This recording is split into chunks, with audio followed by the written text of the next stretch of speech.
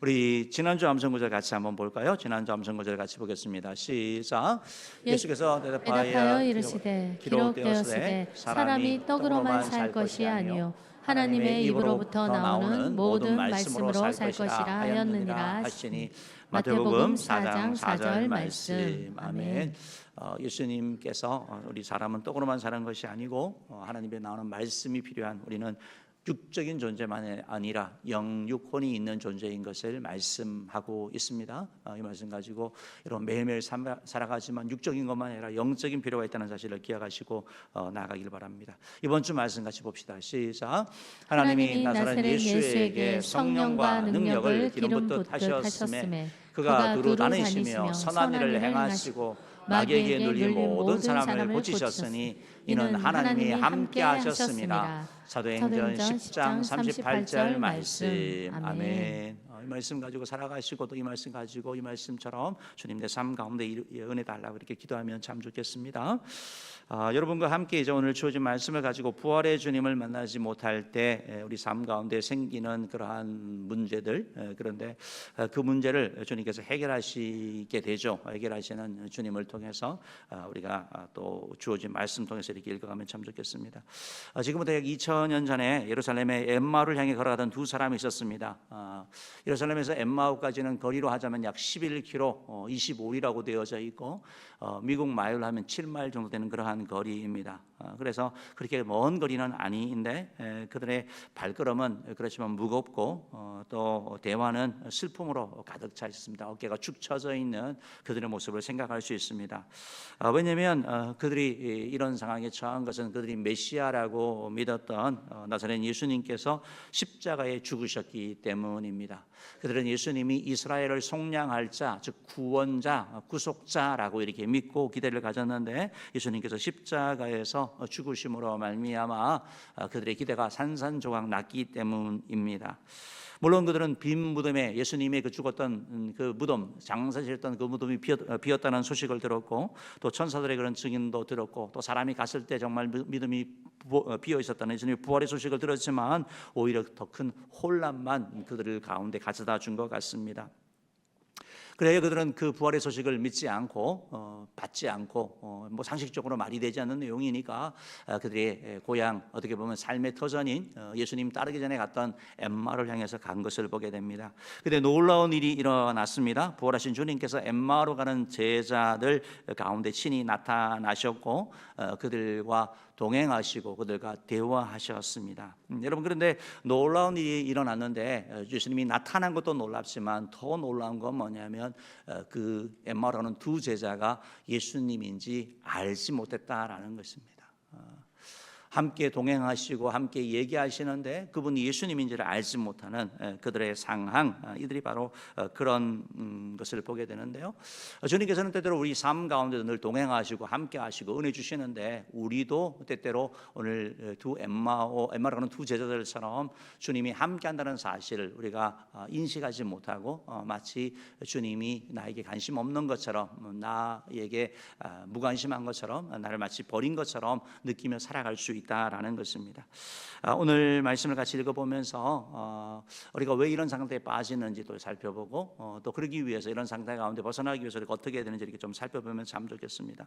여러분, 지금 제자들, 이 엠마오로 가는 두 제자는 슬픔 가운데 가죠. 낙심 가운데 가죠. PPT 한번 좀 보여주실까요? PPT 보여주시면 이런 그림이 있는데요. 이런 지도가 있는데요. 위에 이제 갈릴리 호수가 있고 밑에 사해 바다가 있지 않습니까? 이게 이스라엘 지도 아니겠습니까? 이스라엘 지도이고요. 지금 예수님은 예루살렘에서 십자가에 못 박혀 죽으신 거죠. 예루살렘에서 일어난 사건입니다. 예루살렘에 일어난 사건이고 지금 이 두 제자는 엠마오로 가고 있다라는 걸 통해 가지고 바로 예루살렘에서 북서쪽으로 가는 거. 그래서 북서쪽 약 11km 되는 거리로 가는 그 모습을 보게 됩니다. 엠마오로 가는 예수님의 이런 엠마오로 가는 두 제자의 모습과 그들에 나타난 예수님의 사건은 누가복음에만 기록되어 있는 사건이거든요. 그래서 여러 이 미술사에서 화가들이 이런 그림들을 많이 그렸습니다. 다음 그림 보여주시면 좋겠는데요. 이것이 바로 그 엠마오로 가는 길이라는 제목으로 그 로베르트 준도라는 사람이 바로 엠마오로 가는 두 제자에게 나타난 예수님, 흰 옷 입은 사람이 예수님이겠죠. 그래서 나타난 그 모습을 보여주고 있고 마치 풍경화처럼 이렇게 그려져 있는 그림입니다. 그런데 제목이 뭐냐면 엠마오로 가는 길이라는 그런 제목을 가지고 있습니다. 다음 그림을 보시면 그림입니다. 그림. 이 그림은 루이스 제임스 티소라는 사람이 그린 엠마오로 가는 두 제자들과 함께 걸으시는 예수님이라는 제목으로 19세기 그런 그림입니다. 그래서 이거는 앞에 거는 뒤의 모습이라고, 이거는 정면의 모습을 보여주면서 함께 대화하고 하는 그런 모습을 우리 가운데 보여주는 것이죠.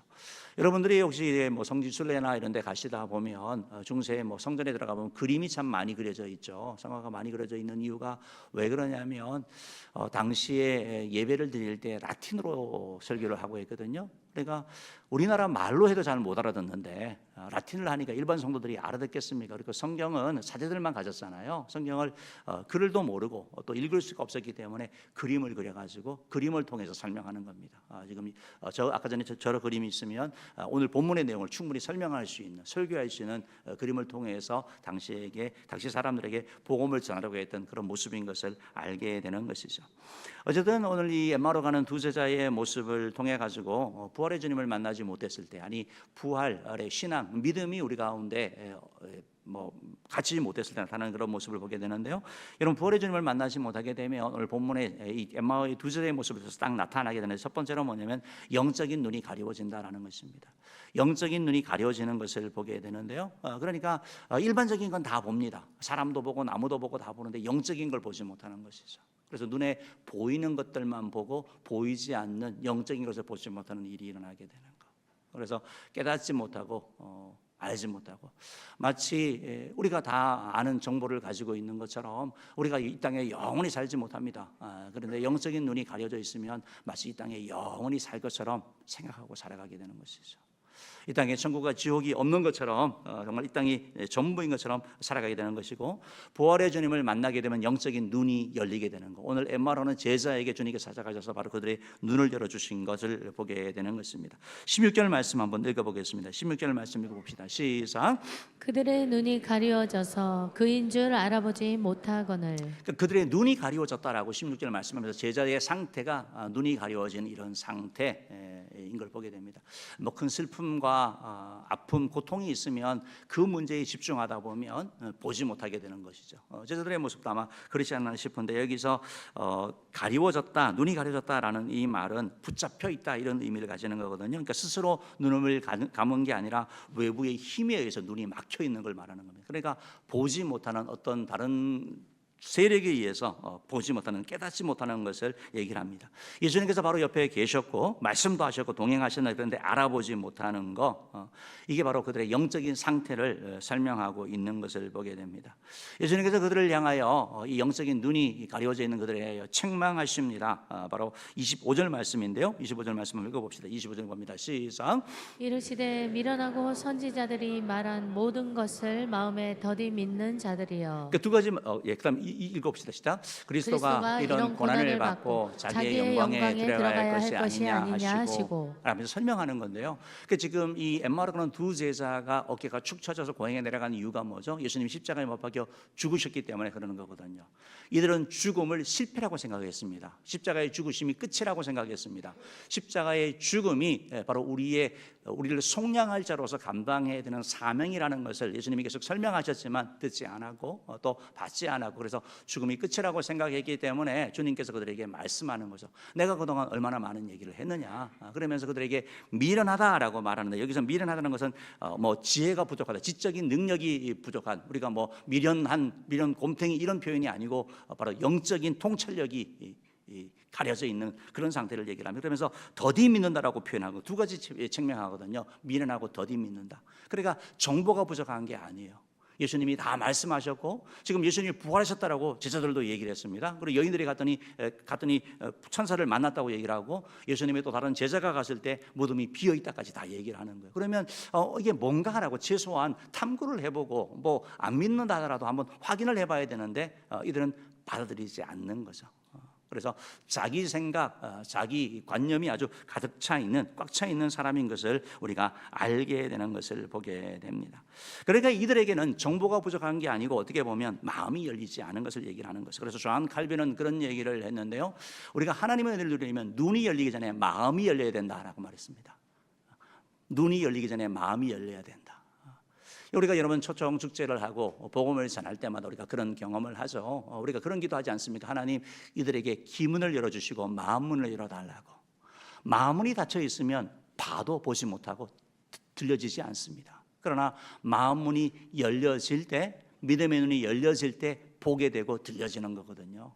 그러니까 주님께서는 지금 이 엠마오로 가는 제자들을 너무 안타까워하셔서 찾아가셔가지고 그들의 눈이 가려지는 그들에게 눈을 뜨게 하셔서 눈이 열리게 하셔서 영적인 세계를 보고 바로 예수님이 바로 우리의 구원자고 우리의 메시아고 하나님의 아들인 것을 그들이 믿게 하기 위한 것을 우리에게 말씀하고 있다라는 것입니다.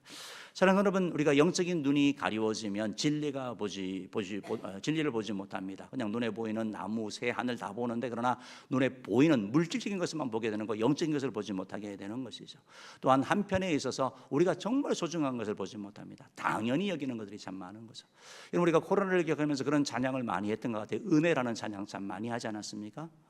당연했던 모든 것이 당연한 게 아니다라는 거. 뺏기고 나니까 알게 되는 거예요. 자유가 없다 보니까 누려왔던 모든 것, 지나왔던 모든 시간, 그랬던 모든 게 당연한 거지. 나는 당연하지. 당연하게 내가 누리고 당연하게 하는 것이지. 그러나 여러분, 오늘 이 자리에 이렇게 와서 예배 드리는 거 여러분 당연한 거 아니거든요.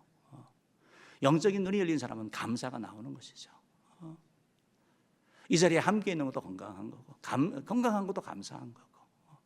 여러분 가정은 어떻습니까? 여러분의 배우자는 어떻습니까? 막 마음에 안 들고 막 그렇죠. 그러나 영적인 눈이 열리면 주님께서 보게 하는데, 보게 하면 감사하게 되는 거예요.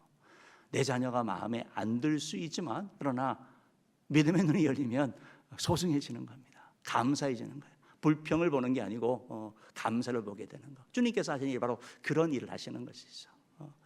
사랑하는 성도 여러분, 바라기는 저와 여러분이 주님을 통하여 이런 영적인 눈이 열려서 정말 내가 정말 누리고 있는 모든 것들이 정말 얼마나 큰 은혜고 또 나와 함께 하시는 주님까지 이렇게 볼 수 있는 그런 은혜가 있으면 참 좋겠습니다.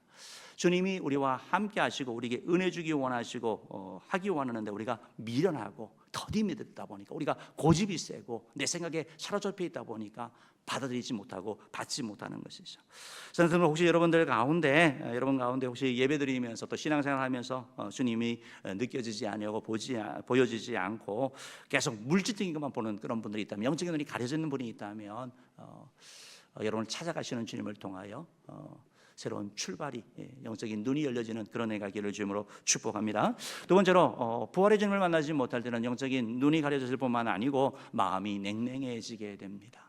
마음이 강팍합니다. 비판적이 됩니다. 냉소적으로 됩니다. 그러나 부활하신 주님을 만나게 되면 우리의 마음에 사랑이 있게 됩니다. 가슴이 뜨거워지고요. 또 사랑하는 마음이 우리 가운데 생깁니다. 긍휼의 마음이 우리 가운데 찾아오게 되는 것을 보게 됩니다. 오늘 누가복음 24장 13절 말씀 보면 32절 말씀 보면 이런 말씀이 있는데, 32절 말씀 보면 이런 말씀이 있는데 한번 읽어봅시다. 시작. 그들이 서로 말하되 길에서 우리에게 말씀하시고 우리에게 성경을 풀어주실 때 우리 속에서 마음이 뜨겁지 아니하더냐 하고. 이 지금 엠마오로 가는 두 제자가 한 얘기거든요. 예수님이 함께 하시고 말씀해 주실 때 뜨거웠다라는 거예요. 이전에는 뭐예요? 뜨겁지 않은 거죠. 식은 거죠. 냉랭했던 거죠. 비판적이고, 그게 말이 돼? 성경 말씀보다 항상 내가 중심이 되는 거고. 그랬던 그들이 고백합니다. 우리 마음이 뜨겁지 아니하더냐. 그러니까 이 뜨겁다라는 이 말이 어떤 거냐면 막 가슴이 이렇게 뜨거운 데 가서, 불에 가서 뜨거운 그런 차원이 아니고 하나님의 성령의 역사로 말미암아 내면의 상태를 말하는 거거든요. 일시적인 게 아니라 이것이 지속적으로 오는, 뭔가 다른 걸 통해서 경험할 수 없는 이런 뜨거움을 경험한 걸 얘기를 하는 겁니다. 그러니까 그냥 불에 가면 뜨거운데 여러분 마음이 뜨거워진다, 가슴이 뜨거워진다. 성령이 역사하시는 거거든요. 성령이 역사하시는, 이 구별되는 걸 체험하게 된 것을 얘기를 하는 거죠. 여러분, 우리가 뜨겁지 아니하면 식어 있는 거잖아요. 냉랭한 거잖아요. 냉랭하면 말씀을 들어도 또 뭐 찬양을 해도 기도를 해도 그냥 형식적으로 그냥 할 수밖에 없는 우리 상태를 보는 것이죠. 그러나 우리가 주님을 만나고 주님께서 원하시는 이 냉랭한 마음을 주께서 뜨겁게 하시면 십자가를 바라보면 여러분 감사가 넘치게 되거든요. 나를 위하여 이 땅에 오시고 나를 내 죄를 대신 십자가에 죽으신 예수 그리스도, 나에게 영생의 선물을 주시는 예수 그리스도, 끊임없이 배신하고 넘어지지만 그럼에도 불구하고 나를 포기하지 않는 예수 그리스도, 나를 붙잡아 주시는 예수님, 그 주님을 생각하면 우리 마음 가운데 복참이 날 수밖에 없는, 뜨거움이 날 수밖에 없는, 그래서 주님을 위해 내가 헌신해야 되겠다, 주님을 위해 살아야 되겠다, 이런 마음들이 우리 가운데 막 생기는 것을 얘기를 하는 것이죠. 주님께서는 바로 제자들에게 찾아가셔서 바로 그 일을 하게 되는 것을 보게 되는 것입니다. 사랑하는 성도 여러분, 우리의 마음에 주님께서는 냉랭한 마음, 냉랭한 신앙이 아니고 억지로 하는 신앙이 아니고 찾아오셔서 뜨거운 신앙, 열심히 하는 신앙, 주님 앞에 나아가는 그런 모습을 주게 되는 것을 보게 되는 것입니다. 여러분, 냉랭하면 비판적이 됩니다. 미움식이 이런 것이 가득합니다. 그러나 빛이 비치면, 성령이 뜨겁게 하면 용서하게 되거든요. 사랑하게 되거든요. 어제 진중 세례식이라고 해서 논산에서 이제 훈련을 받고 나서 그들 훈련 과정 가운데 세례를 거행하는 게 있습니다. 그래서 어제 이게 논산 가서 이제 세례식을 거행하고 참여하고 이렇게 왔는데요. 1,600명의 국군 우리 훈련생들에게 세례를 줬습니다. 그리고 800명의 우리 이미 세례를 받은 군인들, 그래서 2,400명이 이제 예배드리고 찬양하고 하면 나중에 뭐 영상 그런 거 있잖아요. 완전히 뭐 그냥 별세상입니다. 군인들 얼마나 찬양 열심히 하고 뜨겁게 하는지. 그래서 그거 하는데 세례를 이렇게 저도 한 10대 명 이렇게 준 것 같아요. 왜냐면 순서가 이렇게 되고 우리 고신총회에서 이번에는 주관한 거였고, 그래서 목사님들이 한 100분 조금 안 되게 이렇게 가시는 것 같습니다. 그래서 가고 장로님들 가고 해서 이렇게 뭐 안수를 하고 기도하고 세례를 다 주는데, 세례하는데 여러분 보면 어떤 분들은 그러거든요. 야, 그 군대 세례가 세례냐? 그 가짜야. 저도 사역을 할 때 청년 하나가 와서 그러더라고요. 목사님, 세례를 다시 받아야 되겠다고. 군대에서 받았는데 그거 가짜 같다고. 근데 잘 모르고 받았다고. 쪼코바이 때문에. 그래서 우리 세례 안 된다고 얘기를 했는데요. 뭐 그런 것도 있습니다. 그래서 어떤 분들은 되게 비판적으로 보기도 합니다. 그런데 어제도 이렇게 하는데, 세례하는데 이게 딱 그 어떻게 보면 이렇게 딱 무릎 꿇고 이렇게 하고 있거든요. 그런데 그 모습이 그 가운데 이렇게 좀 뭉클함이 이렇게 있습니다. 뭉클함이 있고, 같이 간 이제 장로님이 이제 그런 얘기를 하시더라고요. 자기는 이 진중 세례식을 되게 귀하게 여긴다고. 왜냐하면 자기가 처음 예수 믿게 된 게 이 세례식 때문에 예수 믿었다는 거예요. 군대 가서 뭐 쪼꼬바이 때문에 뭐 때문에 갔는데 어쨌든 가서 세례를 받고 그때 받을 때 뭔가 뭉클한 게 있었대요. 그래도 사람이 달라진 거거든요. 또 다른 분이 또 얘기하더라고요. 자기 부대에도 그런 사람이 있었다고. 처음에 뭐 자기는 교회 가서 이렇게 뭐 쪼꼬바이 받아와가지고 또 나눠 먹었대요, 쪼꼬바이를. 그래서 그 친구가 뭐 먹는 게 귀하니까 가면 주냐, 그래, 가면 준다. 그래서 데려갔는데, 그러고 나서 이 친구가 세례를 받고 나서 완전히 바뀌었다는 거예요. 완전히 바뀌는 거예요. 그러니까 하나님의 역사는 모르는 거거든요. 하나님의 역사는 가슴이 뜨거워지는 거. 우리 삶도 그런 거 아니겠습니까? 주님께서는 냉랭한 마음 가운데 있는 것이 아니고 정말 뜨거워지는 거, 감사하게 되는 거, 주를 위하여 나아가는 그런 모습으로 우리를 이끌어 간다라는 것입니다. 사랑하는 은혜의 성도 여러분, 우리의 마음이 너무 냉랭하다면 마치 예수님이 비유로 하신 돌가에 돌밭처럼, 아니 깃가처럼 너무 굳어가지고 씨앗이 들어가지 않는다면 열매가 맺히지 않습니다. 우리 마음이 부드러워지고 우리 마음이 뜨거워질 때 씨앗이 뿌려지면 30배, 60배, 100배 결실을 맺는 줄 믿습니다. 바라긴 저로 주님을 통해서 우리가 혹시 냉랭하다면 주님, 내 마음을 뜨겁게 해달라고, 내 마음을 부드럽게 해달라고 이렇게 나아가는 좋은 밭이 되게 해달라고 나가는 여러분들에게 주님으로 축복합니다. 마지막 세 번째로 주님을 만나지 아니하면 영적인 자리에서 멀어지는 거예요. 그런데 주님께서 찾아가셔서 영적인 자리로 이끕니다. 교회로 이끕니다. 은혜의 자리로 이끕니다. 사명의 자리로 이끕니다. 바로 봉사제로 이끄는 것을 보게 되는 것입니다.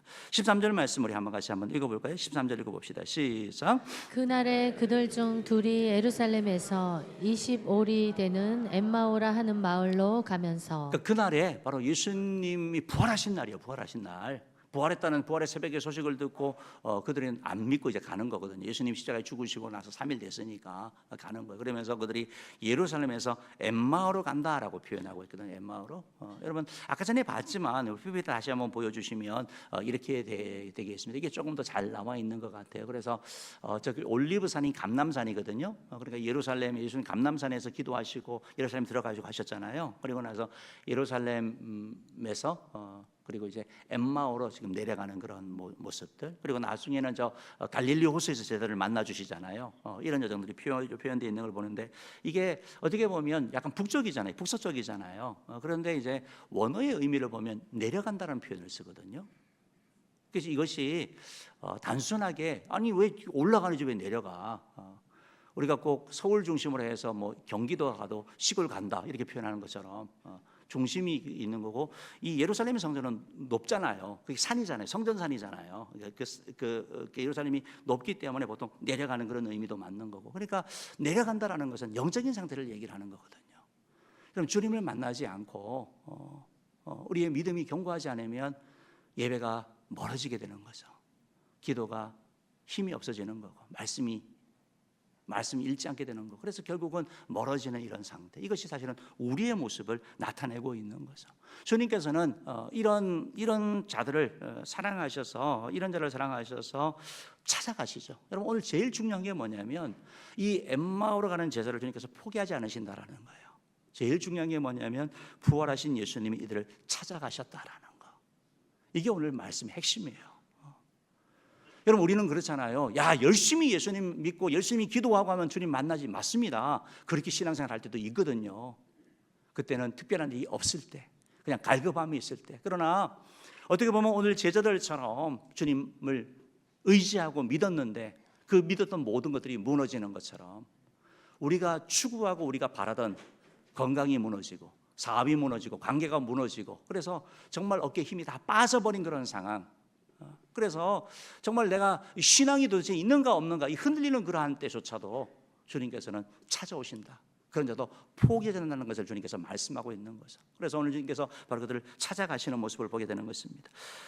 15절 말씀 한번 읽어보겠습니다. 읽어봅시다. 15절입니다. 시작. 그들이 서로 이야기하며 문의할 때 예수께서 가까이 이르러 그들과 동행하시나. 그들이 요청하지 않았습니다. 예수님이 오신 거예요. 왜? 사랑해서 오신 거죠. 그들을 도와주시려고 냉랭한 가슴에 뜨겁게 하시고 다시 주님의 사명 자리로 이끄시고 그들의 영적인 눈을 열어주시려고 성경 말씀을 깨닫게 하시려고 주님께서 찾아오셔가지고 동행하셨다라고 표현하는 거죠. 그냥 걸어가신 거예요. 그냥 바로 그 자리에서 야 정신 차려 이놈들아 라고 하지 아니하시고 얘기 들으시면서 함께 해주신다. 함께 해주신다. 시간을 주시는 것도 말씀하고 있는 거고 기다려 주시는 것을 말씀하고 있는 거 그들과 함께 나가는 주님 모습을 우리가 보게 되는 것이죠. 보게 되는 것이죠. 동행해 주신다. 함께 해 주신다.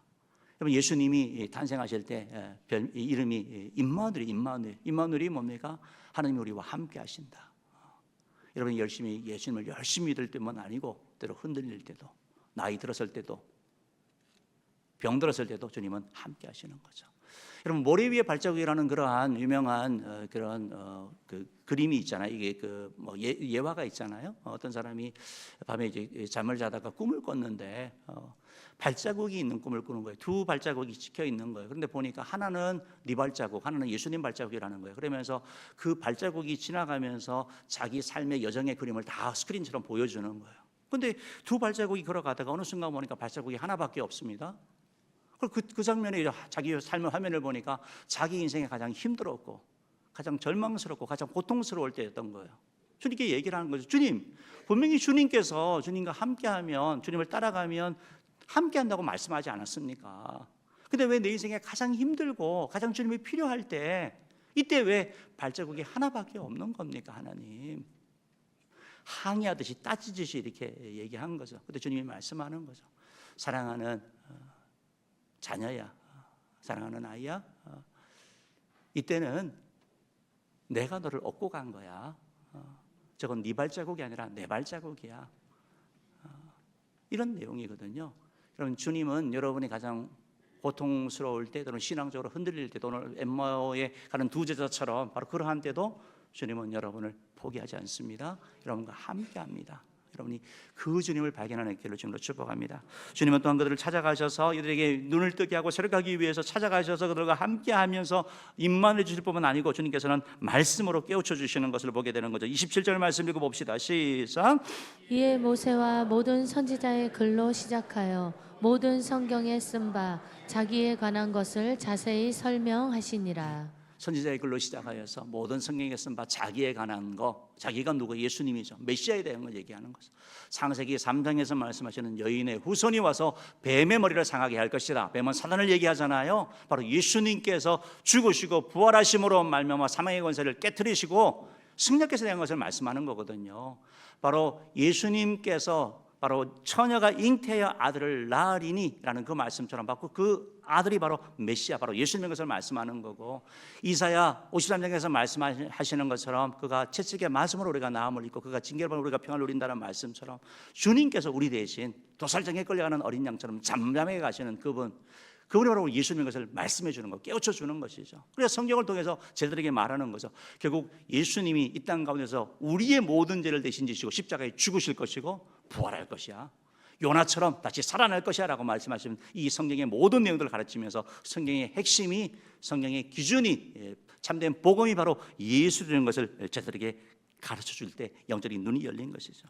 요한복음 14장 6절 말씀 보면 이런 말씀이 있습니다. 읽어봅시다. 시작. 예수께서 이르시되 내가 곧 길이요 진리요 생명이니 나로 말미암지 않고는 아버지께로 올 자가 없느니라. 아멘. 여러분, 예수님은 길이 되십니다. 예수님은 진리세요. 예수님은 생명이세요. 그냥 이렇게 볼 수 있는데 영어 성경이나 헬라어 성경 보면 예수님이 유일한 길이래요. 많은 진리 가운데 한 진리가 아니라 유일한 진리고 우리에게 영생의 선물을 주는 유일한 생명을 주실 수 있는 분이라고 성경이 말씀하고 있는 거예요. 그러니까 예수님을 통하지 않고서는 아버지께로 갈 자가 없다는 거예요. 여러분, 우리가 어떻게 천국 가는 거예요? 우리가 착하게 살아서요? 우리가 헌금 많이 해서요? 예배 잘 드려서요? 아니요, 예수님 믿음으로 가는 거예요. 회개하고 예수님을 나의 구주로 믿음으로 말미암아 예수님 붙잡고 가는 것이지, 우리의 길과 진리와 생명 되시는 예수 그리스도, 그분이 교회에서만 아니라 우리의 삶의 현장 가운데서 그분은 우리의 길과 진리와 생명 되시는 분인 거예요. 그것이 바로 성경이 우리에게 말씀하시는 거, 우리에게 가르친다라는 사실을 여러분 기억하시길 바랍니다. 예수님이 계속해서 성경에 대한 것을 말씀하고 있는데 사도행전 4장 12절 말씀 보면 이런 말씀이 있잖아요. 읽어봅시다. 시작. 다른 이로서는 구원을 받을 수 없나니 천하 사람 중에 구원을 받을 만한 다른 이름을 우리에게 주신 일이 없음이라 하였더라. 다른 이로 구원받지 못한다. 예수 외에는 없다. 야, 그건 다 착하게 살라는 거 아니야? 모든 종교. 야, 나 다른 종교인데 왜 자꾸 강요하고 그래? 그냥 교양인처럼 살자. 그게 아니고 구원 얻을 이름은 예수밖에 없으니까. 여러분, 영적인 눈이 열리면, 우리가 육적인 눈만 보니까 영적인 눈이 열리면 천국과 지옥이 있는 걸 우리가 알게 되는 거잖아요. 이 땅의 삶이 영원하지 않다는 걸 알게 되는 거잖아요. 그렇기 때문에 그 영혼에 대한 긍휼의 마음이 생기는 거. 그래서 우리가 태시자를 작성하고 전도하기 위해서 애쓰고 노력하는 거 아닙니까? 자존심 상하기도 하고 속상하기도 하고 그렇지만 입을 열고 나가는 게 왜 그렇습니까? 바로 예수님만이 우리의 유일한 길이 되고 예수님을 통하여 구원을 얻기 때문에 그렇게 되는 거. 바로 예수님께서는 바로 이 말씀을 통해서 이들의 눈을 뜨게 해주시는 걸 보게 되는 것이죠. 누가복음 24장 30절에서는 예수님 그들과 찾아가셔서 동행하시고 말씀을 가르쳐 주시고 그들에게 성찬식을 행하시는 거예요. 30절 읽어봅시다. 시작. 그들과 함께 음식 잡수실 때 떡을 가지사 축사하시고 떼어 그들에게 주시니. 그러니까 제자들이 몰랐어요. 그냥 갔으면 뜨거웠고 뭐 좋기는 했는데 참 귀한 분이야. 우리 말 잘 들어주고 위로해주고 너무 좋아. 아주 박식하신 분이네. 성경에서 잘 가르쳐 주시는 분이네 라고 생각을 했는데 예수님이 엠마오까지 가셨어요. 그들이 거처에 들어가가지고 주님께서 떡을 떼어주시는 거예요. 축사하시고 떼어주시는 거예요. 여러분, 이 장면이 뭐가 생각나세요? 예수님의 성찬식이 생각나는 거죠. 예수님이 떡을 떼어주시면서 이거는 너희를 위한 내 몸이다. 받아 먹어라. 잔을 주시고 나서 이건 너희를 위해 흘리는 나의 피, 곧 언약의 피다. 제3을 위해 주는 것이니 받아 마시라 라고 하는 그 말씀. 이걸 성찬식을 하는 가운데 이들이 깨닫게 되는 거예요. 눈이 완전히 열리고 그래야 예수님을 발견하게 되고 그리고 그들 가슴에 막 불이 불타오르게 되고 그리고 바로 성전으로 가는 일이 일어나게 되는 것이죠. 예수님이 이렇게 도와주고 우리를 세워주신다는 걸 보게 되는 것이죠. 그러고 나서 그들이 어떻게 합니까? 30절 말씀인가? 33절 말씀 읽어봅시다. 시작. 곧 그때로 일어나 예루살렘에 돌아가 보니 11 제자 및 그들과 함께한 자들이 모여 있어. 이 말씀이 중요한 것 같아요. 곧 그때로 일어나. 따라서 곧 그때로 일어나. 여러분 지금 저녁 시간이거든요. 그럼 밥 먹고 가고 자고 가면 좋잖아요.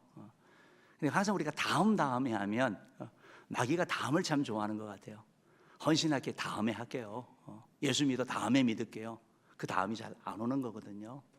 여러분 이들에게 만약에 저녁에 일을 시킨다고 생각해 보시죠. 밤에 예루살렘에서 엠마오까지 왔는데 밤에 가서 그 일을 해 하면 명령하면 별로 안 좋아할 거예요. 근데 이들이 왜 합니까? 왜 일어나서 그때 바로 예루살렘에서 왜 갑니까? 가슴 가운데 주님을 만난 뜨거움이 있기 때문에 그러는 거거든요. 주님을 만났기 때문이거든요. 다른 어떤 것이 아니라 바로 예수님이 우리의 구원자고 우리의 생명이고 예수님이 정말 우리 인생의 전부라는 것을 이들이 체험하고 알게 되었기 때문에 자발적으로 일어나서 가게 되는 일이 일어나게 되는 것을 보게 되는 것이죠. 그러고 나서 그들이 완전 변화되어서 증인되게 되는 걸 보게 됩니다. 34절 35절 읽어봅시다. 시작. 말하기를 주께서 과연 살아나시고 시몬에게 보이셨다 하는지라. 두 사람도 길에서 된 일과 예수께서 떡을 떼심으로 자기들에게 알려지신 것을 말하더라. 이제 간증하는 거예요. 예수님 만났다고. 예수님과 대화도 하고 예수님이 우리들에게 대해서 그리스도에 대해서 메시아에 대한 거 가르쳐 주셨다고. 예수님이 성찬식도 거행해 주셨다고. 이런 얘기를 하면서 증인으로 이들이 쓰임받게 되는 걸 보게 되는 것이죠. 사랑하는 성도 여러분, 오늘 말씀드리지만 우리가 부활의 주님을 만나지 못하면 우리 영적인 눈이 가려져서 이 땅의 전 문제 알게 살아야 될 것이고 주님이 함께 하시는데 알지 못합니다. 감사가 없습니다. 불평하는 삶을 살길 바랄 수밖에 없습니다. 우리의 마음이 냉랭합니다. 비판적입니다. 부활의 주님을 만나지 못할 때 우리가 영적인 일에 자꾸 멀어지고 하는 걸 보게 됩니다. 그런데 이런 우리를 주님이 찾아오셔서 회복시켜 주신다라는 거. 장로의 성도 여러분, 주님은 우리 가운데 오셔서 일하시는 걸 보게 됩니다. 마지막 예화하고 설교를 마치겠는데요. PPT 한번 좀 보여주시면 좋겠습니다. 루이스 잠 페르리라는 사람인데요. 혹시 영화 좋아하시는 분은 언브로큰이라는 그런 영화가 있었거든요. 2014년에 그 영화의 주인공입니다. 실화를 바탕으로 하는데 이 사람은 미국 육상 선수입니다. 베를린 올림픽에 출전했는데 상을 받지는 못했습니다. 워낙 가난하게 살았고 그래서 잘 뛰었는데 배를 타고 가는 가운데 무료로 음식을 다 먹으라니까 너무 많이 먹어버린 거예요. 그래서 어쨌든 올림픽에서 상은 받지는 못합니다. 그러나 뭐 유망주였던 걸 보게 되는 거. 그러고 나서 2차 세계대전이 일어나고 나서 군대에 입대하게 되고 그래서 비행기를 타고 이렇게 정찰하는 그런 업무를 하다가 격추가 돼가지고 태평양에서 비행기가 추락합니다. 그리고 나서 구사 일생으로 간신히 이 뗏목을 타고 47일 동안 버팁니다. 물이 없고 먹을 것도 없는데 상의 공격 가운데도 살아나고 그리고 나서 건져주는데 일본인이 건져준 거예요. 알고 보니까 일본에 건져져 가지고 포로 수용소에 가게 됩니다. 포로 수용소에 있으면서 뭐 얼마나 괴롭혔겠어요. 그런데 그 가운데 특별히 버드라는 그런 별명을 가진 와카사키라는 이름을 가진 사람이 엄청 괴롭혔던 거예요. 그래서 막 이런 뭐 고목이나 이런 나무 들고 서 있게 하고 조금이라도 내리면 막 혹독하게 하고. 어쨌든 2차 세계대전이 끝났잖아요. 너무 고통스러운 시간이었던 거죠. 근데 끝나고 나서 고국으로 돌아왔는데 폐인이 된 거죠. 그래서 매일 악몽에 시달립니다. 그 버드라는 사람이 나타나서 괴롭히는 그런 꿈. 그러니까 그걸 이기기 위해서 술을 먹고 해서 알코올 중독자가 되고 가정생활이 잘 안 되는 거죠. 그러니까 완전히 폐인 가운데 살고 이 사람의 목적은 뭐냐면 버드를 죽이는 거, 복수하는 거. 증오심이 아주 가득 차 있던 사람이었습니다. 그런데 부인에 의해서 교회를 가게 됩니다. 그리고 설교를 듣게 됩니다. 설교 들으면서 에이 뭐 말도 안 돼라고 하면서 첫날은 뛰쳐나오게 됩니다. 그때 아내가 다시 요청합니다. 한 번 더 가자고. 그때 가고 그때 주님이 찾아가신 거예요. 엠마오 같은 제자들처럼 찾아가셔서 그 마음을 만져주셨습니다. 이분이 그런 얘기를 하는 거예요. 내가 버드를 떠올렸는데 내 마음에 증오심이 없어졌다. 다음 사진 보여주시면 그리고 나서 이제 이분이 98년에 일본에 나가노 동계 올림픽을 할 때 성화 봉송을 하러 일본으로 갑니다. 그리고 나서 그 사람들 자기 괴롭혔던 포로 수용소에 있었던 간수들과 용서를 하려고 용서 선언하려고 갑니다. 가서 여러 간수들을 다 만났습니다. 이 사람이 진정으로 만나고 싶었던 것은 자기 평생에 힘들게 했지만 내가 예수님을 만남으로 말미암아 자유케 되었던 그 버들을 만나고 싶었는데 그 버들한 사람은 끝까지 만나기를 거부했고 나머지 간수들만 만났습니다. 그리고 이분이 얘기합니다. 내 마음에 증오와 미우심 대신 예수님이 계시다라고. 사랑하는 여러분, 주님은 오늘도 저와 여러분을 찾아오셔서 우리를 만나주시고 과거의 상처, 아픔 가운데 사는 것이 아니라 미래를 살아가게 할 것입니다. 바라기는 저 여러분이 그 주님의 그 은혜를 누리고 또 주님을 통해서 정말 새로운 삶이 펼치는 얘기를 주님으로 축복합니다. 기도하겠습니다.